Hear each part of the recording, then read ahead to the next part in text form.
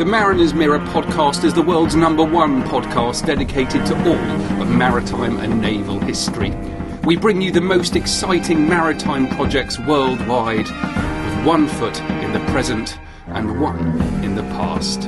From the age of timber and canvas and tall ships, to one in which ships were made of iron and steel and were powered by engines.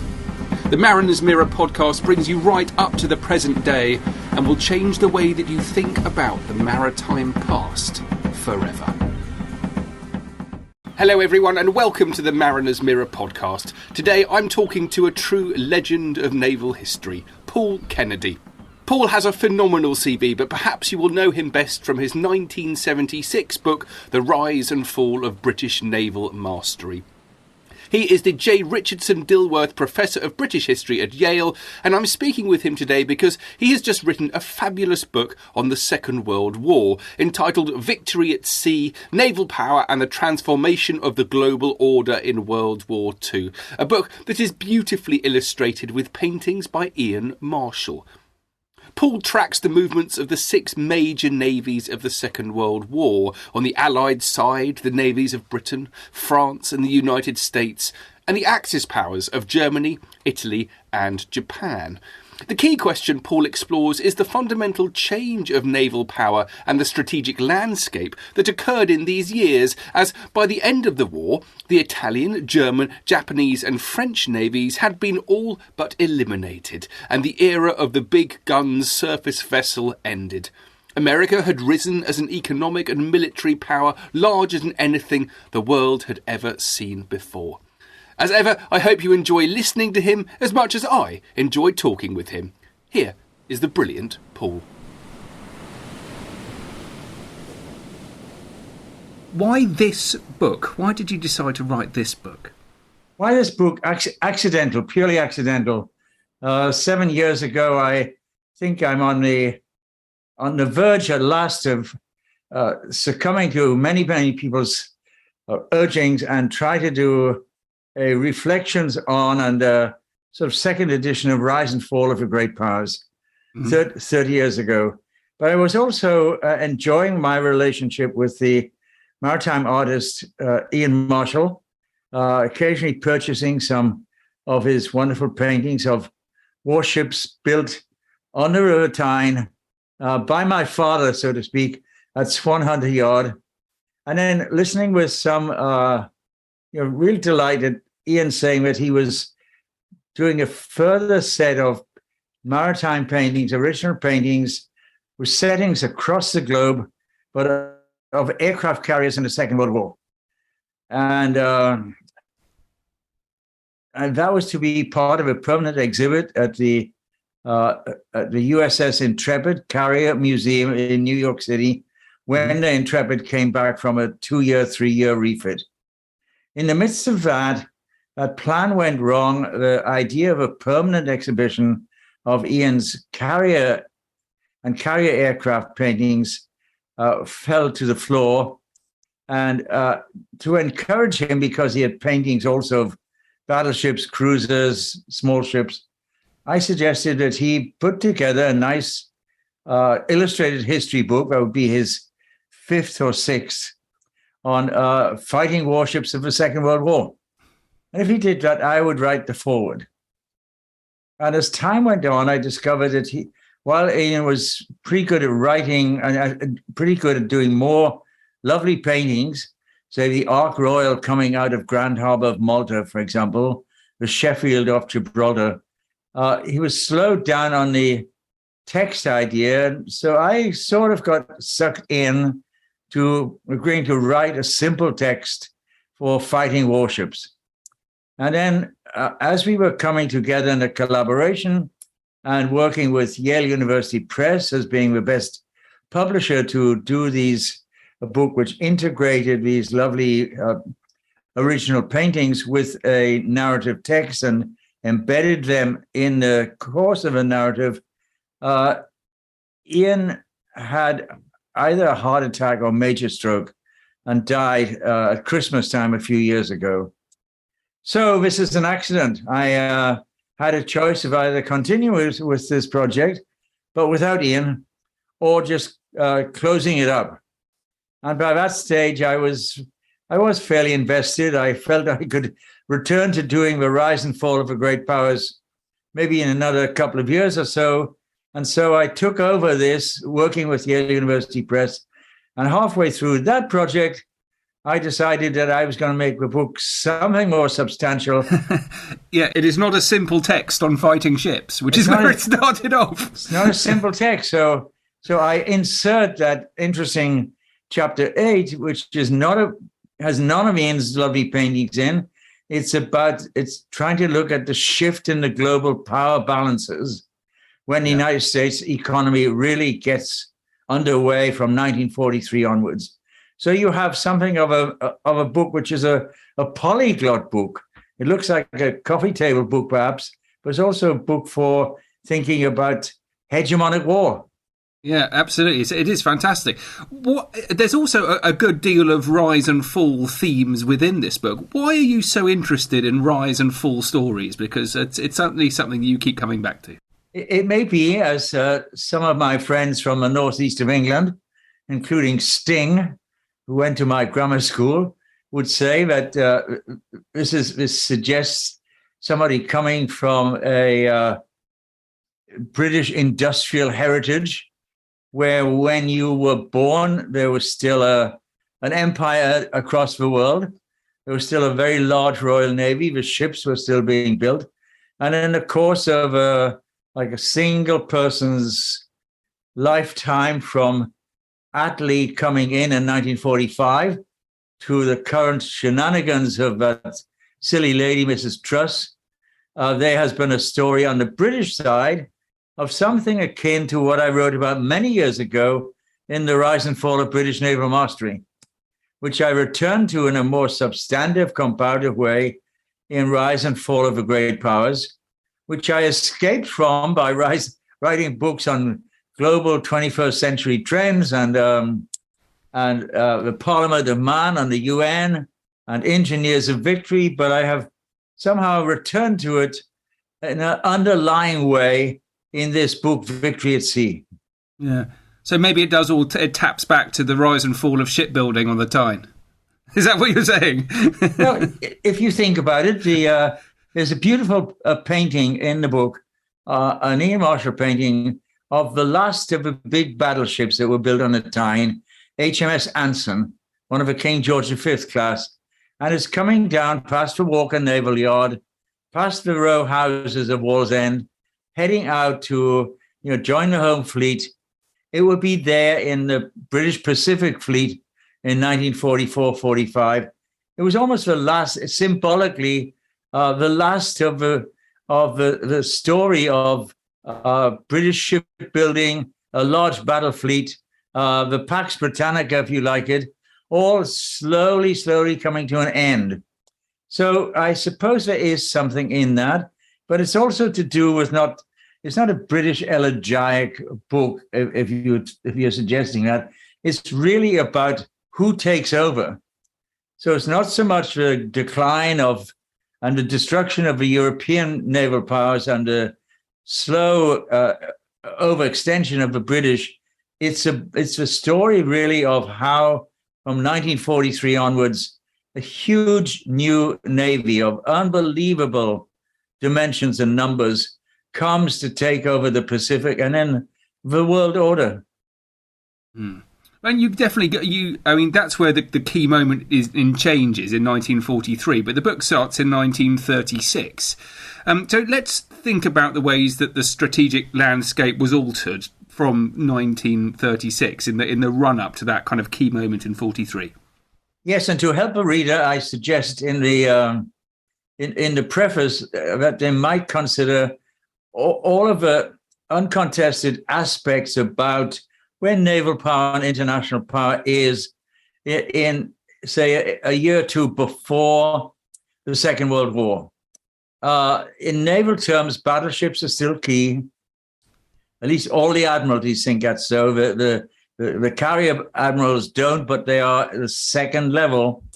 The largest fleet in the world, just mind you, but the largest fleet in the world is the Royal Navy, the Royal Navy has a whole host of bases across the globe, and some of Ian's paintings are showing these bases and the warships coming in and out.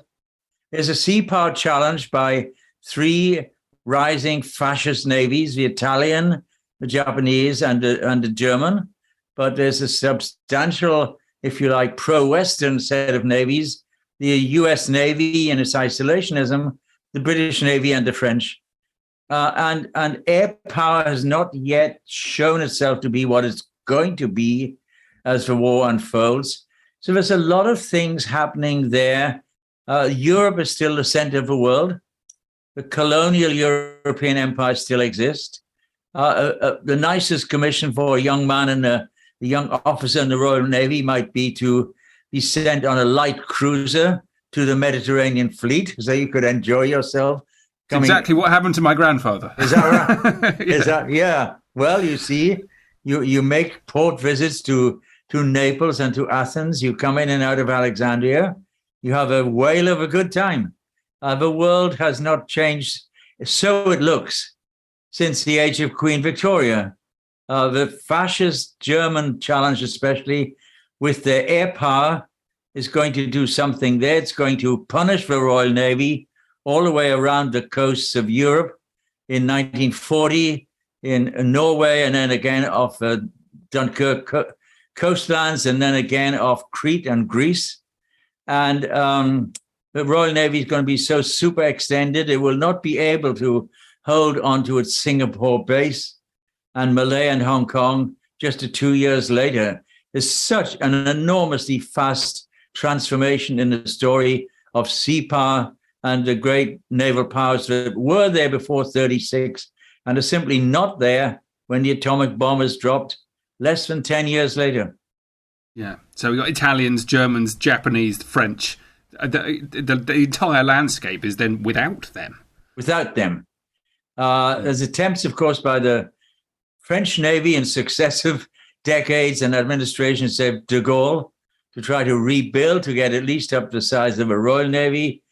Japanese Navy is forsworn from large ships because of its post-1945 treaty regulations. The German Navy is eliminated. The Italian Navy surrenders. You could say there's a comparison with the state of the Royal Navy in regard to all of the other navies in 1815, 1816.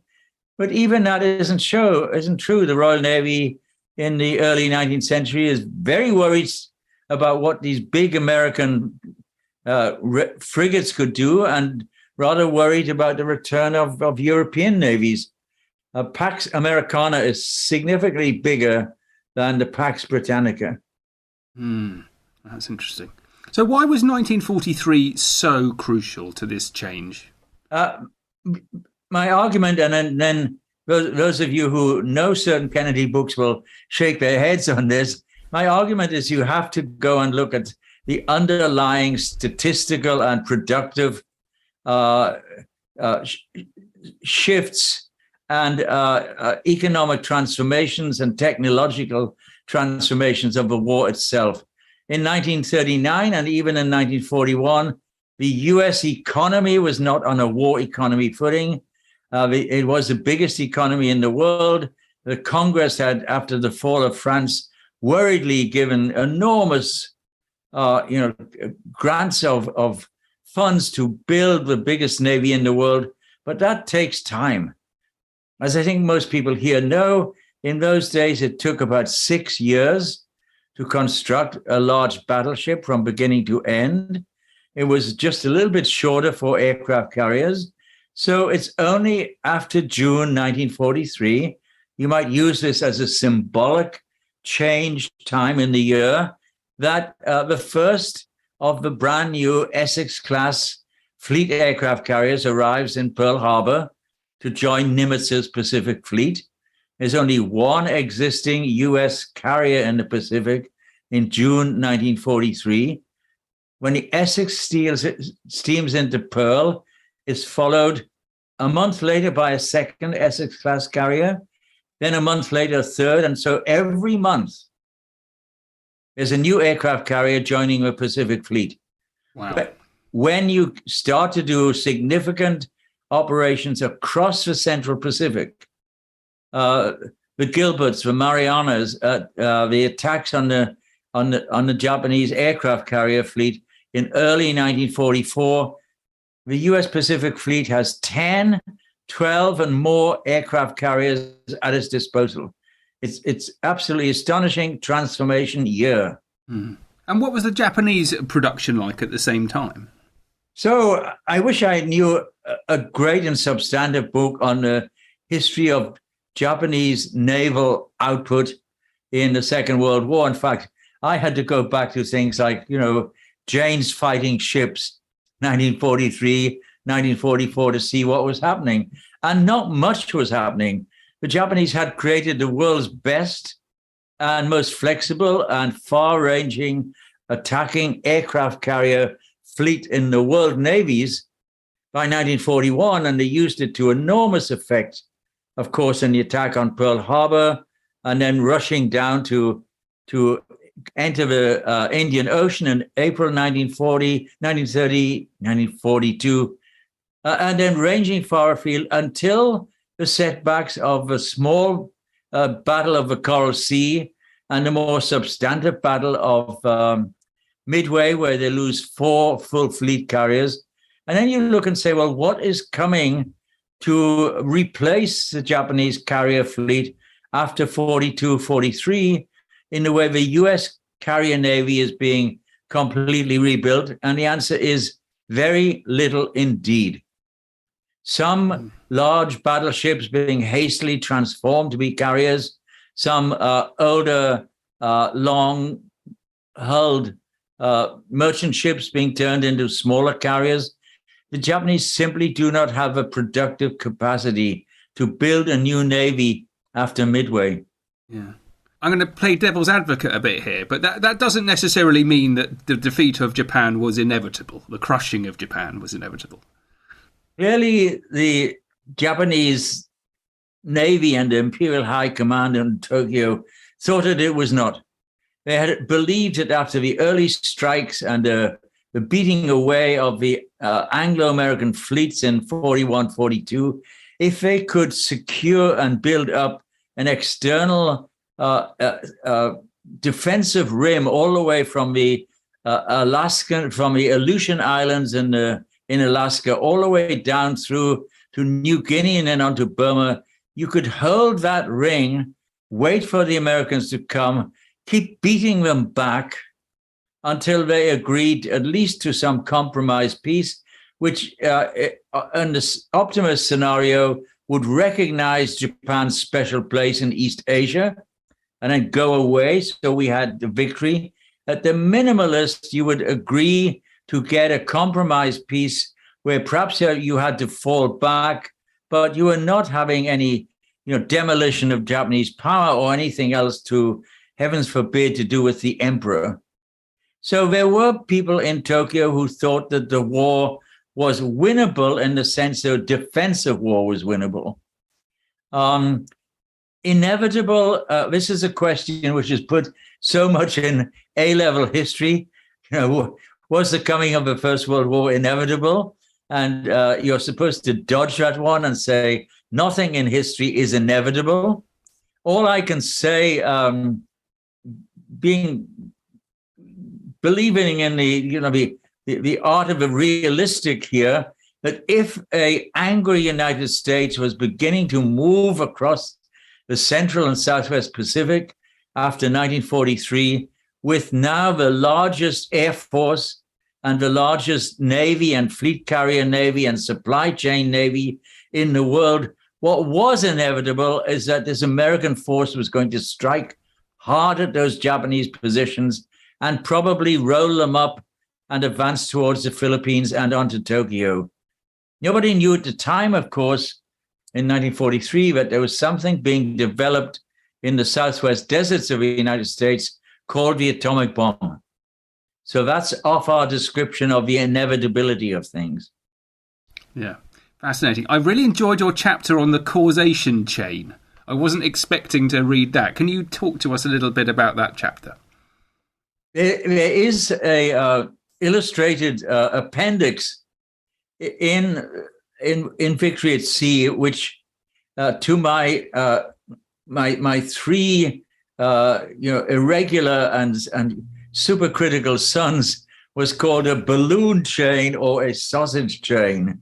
And all I was trying to do, well before we now have this debate about supply chains from China and Taiwan semiconductors leading across to the end result being American cars or American or your new handheld telephones, that's a supply chain. The supply chain here was the absolutely vital material of aluminium, as it's pronounced in one part of the Atlantic, and aluminum on the other part of the Atlantic, which was necessary to be. It was a vital part of all of the new aircraft. The aircraft would have aluminum propellers. They'd have aluminum parts all the way around part of the steel engine. They were, well, where do you get all of this aluminum from? It doesn't really matter. And Kennedy argues that there's a wonderful way of understanding the material story behind the American victory in the Pacific. And it's to start with bauxite ore mine in Dutch Suriname or Guyana in South America, move that ore in an ore ship across to the Mississippi, move it up the Mississippi to the American gigantic factory of Alcoa, the Aluminum Corporation of America, turn it into slabs of aluminium, send the slabs out to a whole variety of sub-producers, have the particular parts of all made out of aluminum sent to their little factories around the giant Pratt & Whitney engine factory in Hartford, Connecticut, have the engine transported over to the Grumman factory in Long Island. And the end result is, of course, those fantastically successful American aircraft carriers, the Hellcats, which shoot down 90% of the Japanese aircraft in the Pacific War. And the Hellcats, when they get on Essex-class carriers and fly to the Pacific, shoot out the Japanese aerial navy in the Great Marianas Turkey Shoot. And you can look at a 10-point chain from the Bauxite Hills to the victory in the Pacific and say, aha, any disruption of this chain along the way would have meant that the aircraft production could not have occurred because the engines would not have been there or the propellers would not have been there. It's a fascinating way of thinking about maritime history in the broader sense. So let me go on one more minute. I've asked Evan Wilson at the Naval War College this question.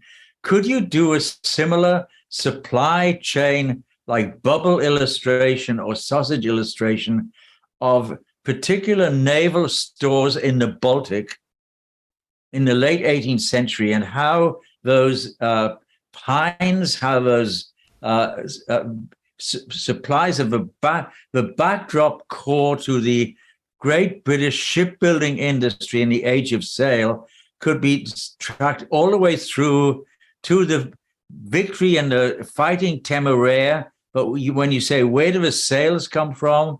Where does the flax come from? Where do the cross beams come from? You would need a supply chain of your own.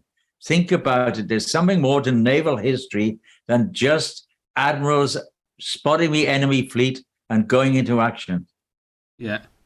To me, the obvious answer to that is that without any pines, you've got no deck planks. And we certainly didn't have enough pine forests to make the deck planks. We had the oak, or we had some of the oak, but the pine was a problem. Case in point. Right now, as you may know from looking at anxious articles in, say, especially American press, right now they're beginning to discover that most of the world's microchips are made in a single factory in Taiwan. And it has become absolutely strategically critical because if that went, then all of US industry would start collapsing in the next month. Man. talk about supply chains in peacetime as well as in wartime. Well, absolutely fascinating stuff. Paul, thank you very much indeed for your time. I'm really delighted to be with you. I'm really delighted to talk about victory at sea and the different levels of sea power. Thanks for inviting me. It was great.